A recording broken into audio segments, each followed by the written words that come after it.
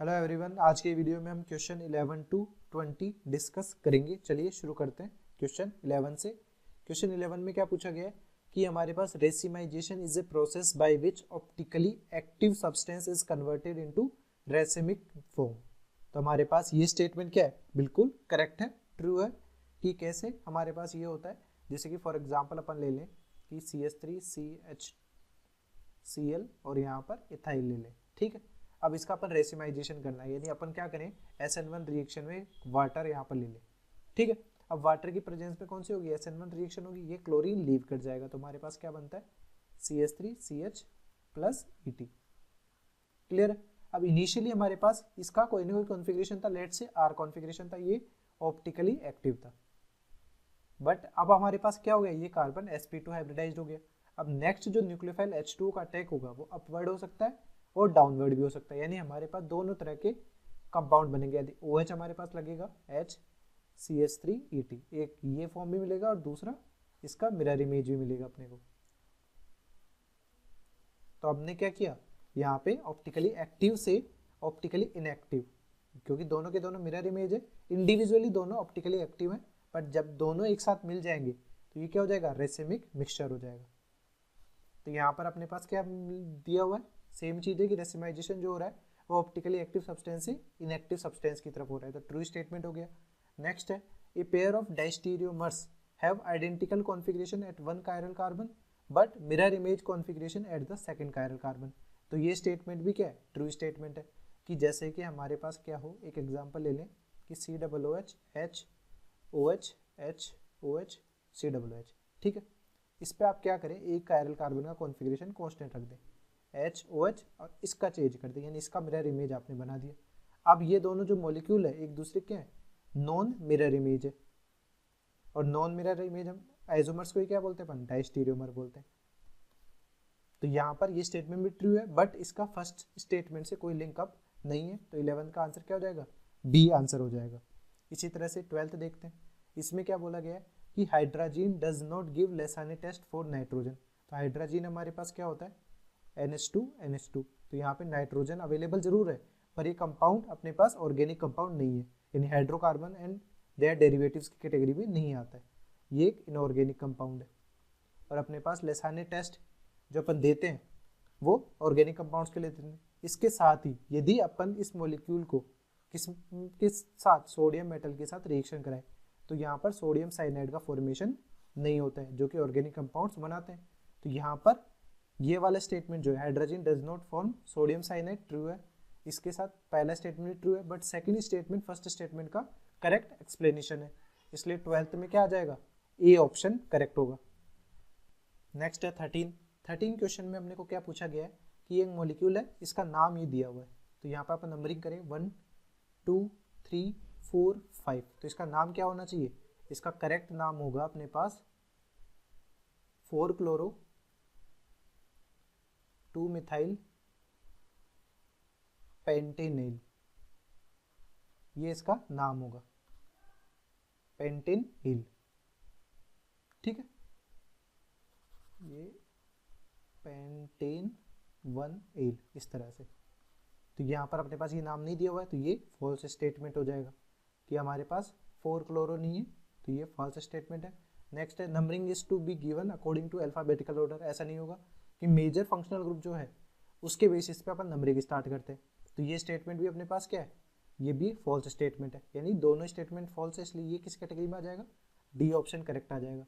Next है, cyclic ketones like cyclohexanone exhibit keto enol tautomerism. तो ये बात सही है कि अपने पास साइक्लोहेक्सेनोन अपन यदि बनाते हैं तो ये टोटोमेरिज्म शो कर सकता है, क्योंकि यहाँ पर अल्फा एच प्रेजेंट है। तो यदि आप टोटोमेर बनाएंगे, इसका टोटोमेरिज्म कराएंगे, तो क्या बन जाएगा, कीटो फॉर्म से इनॉल फॉर्म का फॉर्मेशन हो जाएगा। इनॉल फॉर्म ऐसा बनेगा हमारे पास, डबल बॉन्ड और यहाँ पर OH, ठीक है। तो हमारे पास सेकंड स्टेटमेंट क्या है, इन साइक्लोहेक्सेनोन हमारे पास एक कीटो ग्रुप होता है और एक इनोलिक फॉर्म होता है, तो ये जस्टिफाई क्या कर रहा है, इसके टोटोमेरिज्म होने को जस्टिफाई कर रहा है। तो second statement first statement justify कर रहा है, दोनों ट्रू है, इसलिए 14 में आंसर क्या हो जाएगा, ए ऑप्शन करेक्ट हो जाएगा। Next 15th, cis isomers are less stable than trans isomer. तो सही बात है कि हमारे पास यदि स्टेबिलिटी अपन देखें तो ट्रांस की ज़्यादा होती है, किससे, सिस से, ऐसा रीज़न क्या होता है इसका कि अपने पास इसका जो मेल्टिंग पॉइंट होता है वो हाई होता है, तो अपने पास ट्रांस आइसोमर थर्मली ज़्यादा स्टेबल होता है देन सिस। तो नेक्स्ट क्या दिया हुआ है, cis isomer is the one in which two similar groups are on the same side of double bond. तो ये स्टेटमेंट भी सही है कि अपन कोई सिस आइसोमर बनाए, लेट से एक एग्जांपल ले लें, ये ब्यूटूइन का, तो यहाँ पर सिस आइसोमर ये है, इसमें दोनों जो प्रायोरिटी वाले ग्रुप है वो सेम साइड में होते हैं, बट ये इसके स्टेबिलिटी ऑर्डर को कुछ भी डिटरमाइन नहीं कर रहा है। तो दोनों स्टेटमेंट ट्रू जरूर है, बट सेकंड स्टेटमेंट फर्स्ट का एक्सप्लेनेशन नहीं है, तो 15 का बी करेक्ट हो जाएगा। इसी तरह से नेक्स्ट 16 देखें, तो 16 में क्या पूछा गया कि boiling point of cis isomers are higher than trans isomers.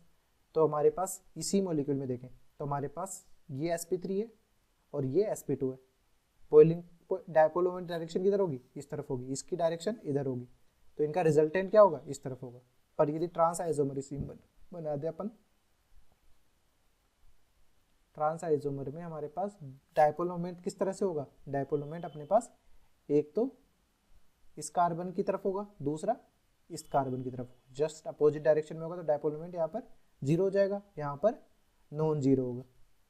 तो किसका डायपोल मोमेंट ज़्यादा है, यहाँ पर सिस का ज़्यादा है ट्रांस से, इसी वजह से इसका हाई बॉइलिंग पॉइंट होता है डायपोल मोमेंट की वजह से।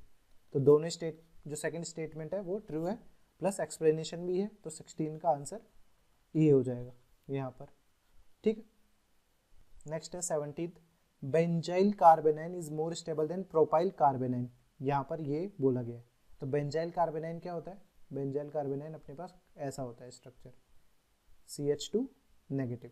तो यहाँ पर अपने पास जो नेगेटिव है वो रेजोनेंस स्टेबलाइज्ड होगा, 5 रेजोनेटिक स्ट्रक्चर्स बनेंगी।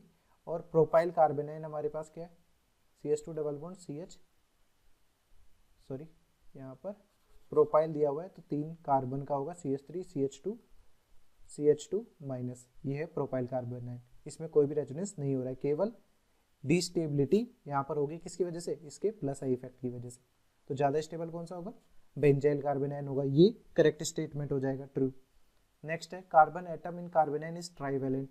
तो सही बात है, कार्बेनाइन में इसमें ट्राइवेलेंट ही तो है ये, क्योंकि बेंजीन यहाँ पे जुड़ा हुआ है, इस कार्बन से 2 हाइड्रोजन जुड़े हुए हैं और यहाँ पे नेगेटिव है, तो ट्राइवेलेंट, ये स्टेटमेंट भी ट्रू है, बट इसका स्टेबिलिटी ऑर्डर से कोई रिलेशन नहीं है। तो 17 का आंसर क्या हो जाएगा, बी आंसर हो जाएगा।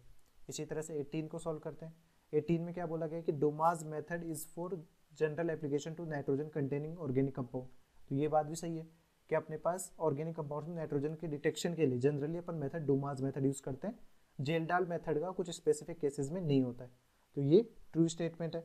नेक्स्ट है कि Kjeldahl method does not give satisfactory result for compounds in which nitrogen is directly linked to oxygen, ये बात भी सही है। इसके अलावा अपने पास यदि किसी कंपाउंड में एजो ग्रुप हो, नाइट्रोजन रिंग में आ जाए, ठीक है, इस तरह के कंपाउंड्स में भी अपने पास अपन जेल्डाल मेथड यूज नहीं करते नाइट्रोजन का परसेंटेज कंपोजिशन निकालने के लिए। तो ये ट्रू स्टेटमेंट है, इसका करेक्ट एक्सप्लेनेशन भी है फर्स्ट स्टेटमेंट का, तो यहाँ पर ए आंसर हो जाएगा, सॉरी यहाँ पर ए नहीं बी होगा, क्योंकि यहाँ पर जो सेकंड स्टेटमेंट है वो अबाउट जेल्डाल मेथड बोला गया, ना कि डोमास मेथड के बारे में, तो इसलिए दोनों स्टेटमेंट करेक्ट है, बट करेक्ट एक्सप्लेनेशन नहीं है ये फर्स्ट असर्शन का। तो आगे बढ़ते अपन, नेक्स्ट है 19th, hydrogen contains nitrogen but does not give Lassaigne test for nitrogen. तो सही बात है कि अपने पास हाइड्रोजन जो होता है वो ऑर्गेनिक कंपाउंड नहीं है, ये हाइड्रोजन अपने पास इनऑर्गेनिक कंपाउंड है, लेसाने टेस्ट नहीं देता है, ये स्टेटमेंट ट्रू है। नेक्स्ट स्टेटमेंट है हाइड्रोजन रिएक्ट्स विद एसीटोन, इसके एसीटोन के साथ में अपन रिएक्शन करा दे, तो अपने पास एसीटोन क्या होगा, ये एसीटोन के साथ में रिएक्शन होगी और क्या बन जाएगा, यहाँ पर वाटर का रिमूवल हो जाएगा, ये बन जाएगा कुछ इस तरह का compound NH2 NH double bond C CH3 CH3, जिसे अपन क्या बोलते हैं, इसको अपन कीटोन से ही बना है, एसीटोन कीटोन है तो इसे कीट इमाइन बोलेंगे, C डबल बॉन्ड N को अपन इमाइन बोलते हैं, बट यहाँ पर अपने पास एल्डिमीन लिखा हुआ जो एल्डिहाइड से बनता है, इसलिए ये फॉल्स स्टेटमेंट हो जाएगा। तो फर्स्ट ट्रू है, सेकंड फॉल्स है, यानी C यहाँ पर करेक्ट आंसर होगा। नेक्स्ट स्टेटमेंट देखते हैं कि ortho and para nitrophenol can be separated by steam distillation method.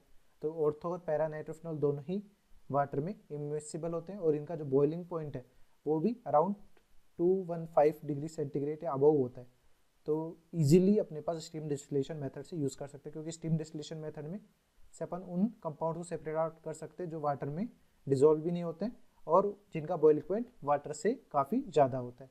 तो ये स्टेटमेंट हमारे पास क्या हो जाएगा, ट्रू हो जाएगा। नेक्स्ट है ortho nitrophenol is steam volatile वेरेज para nitrophenol is not steam volatile. तो ये स्टेटमेंट भी ट्रू है कि बॉइलिंग पॉइंट का डिफरेंस भी है, इसकी वजह से इजीली इनको सेपरेट आउट कर सकते हैं। अब यहाँ पर स्टीम वोलाटाइल और नहीं होने का क्या मतलब है कि ऑर्थो नाइट्रोफिनॉल जो है उसमें इंट्रामोलिकुलर हाइड्रोजन बॉन्डिंग होती है, यहाँ पर इंट्रामोलिकुलर हाइड्रोजन बॉन्डिंग हो रही है। बट हमारे पास जो पैरा नाइट्रोफिनॉल होता है, पैरा नाइट्रोफिनॉल में इंटरमोलिकुलर हाइड्रोजन बॉन्डिंग होती है कि हमारे पास दो डिफरेंट मॉलिक्यूल्स हैं, उनके बीच में ये बॉन्डिंग होती है, जिससे मॉलिक्यूलर वेट बढ़ जाता है तो हाई बॉइलिंग पॉइंट होता है। यहाँ पर इंटरमोलिकुलर हाइड्रोजन बॉन्डिंग है, तो इसका हाई बॉइलिंग पॉइंट होगा तो ये लेस वोलाटाइल होगा। तो ये स्टेटमेंट भी करेक्ट है और उसका करेक्ट एक्सप्लेनेशन भी है। तो यानी 20th का जो आंसर हो जाएगा अपना वो हो जाएगा ए। Thanks for watching. Hopefully this video solution series helped you out to clear your doubts. Give this video a thumbs up if it is useful for you. If you are new to this channel, make sure to click the subscribe button and bell notification icon so you don't miss latest videos from our video solution series and education related stuff from GM Academy.